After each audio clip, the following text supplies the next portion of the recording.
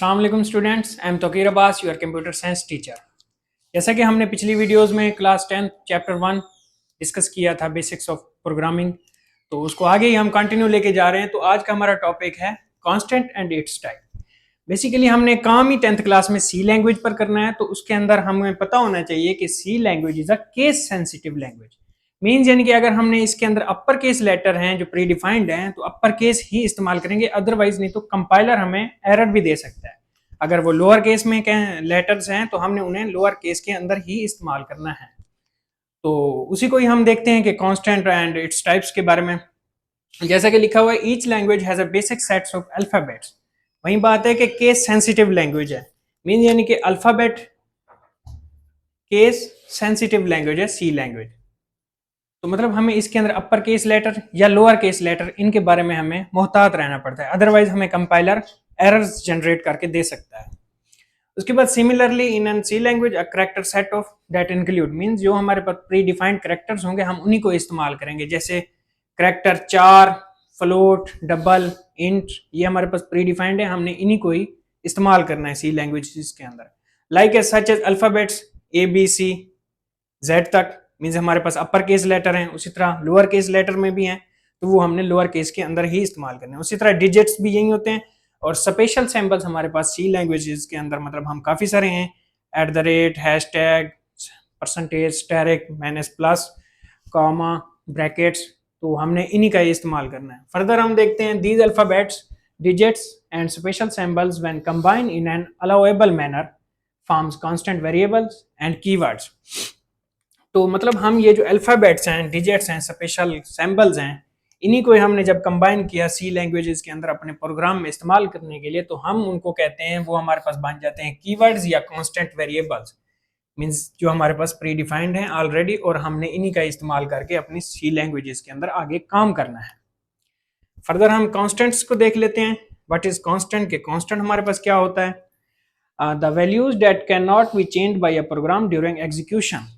Means वही बात है कि जो हमारे पास ऑलरेडी प्री डिफाइंड होगी हमने उसे ही इस्तेमाल करना है। मीन्स केस सेंसिटिव के अलावा प्री डिफाइंड ऑलरेडी हैं पड़े सी लैंग्वेजेस के अंदर, तो उन्हीं को ही हम एग्जीक्यूट करते हैं। अदरवाइज हमें कंपाइलर सिंटैक्स एरर या बग्स वगैरह क्रिएट करके दे सकता है। लाइक एज 5, 75.7, 1500, ये डिजिट्स वगैरह हैं, मतलब ये हम इस्तेमाल करते हैं अपनी लैंग्वेजेस के अंदर, सी लैंग्वेजेस। उसके बाद टाइप्स ऑफ कांस्टेंट हैं, integer constant, real constant, character constant. Integer constant को हम देख लेते हैं। These are the values without the decimal point. Means integer के अंदर हमारे पास विदाउट डेसिमल पॉइंट्स होंगी, मतलब जिनके अंदर हमें कोई पॉइंट्स वगैरह इंक्लूड नहीं होगा। मींस यानी कि 95.0 ये डेसिमल पॉइंट में है, ये डेसिमल रियल कांस्टेंट की टाइप्स में आ जाती है। तो हमारे पास इंटीजर में ये डेसिमल पॉइंट नहीं होने चाहिए। तो हमारे पास 7 है, 12, 56, 3010, 54, 2349 एटसेट्रा, ये हमारे पास इंटीजर कांस्टेंट की एग्जांपल्स हैं। फर्दर हम स्टूडेंट्स देखते हैं रियल कांस्टेंट और करैक्टर कांस्टेंट्स को। Real constant these are the values including decimal points.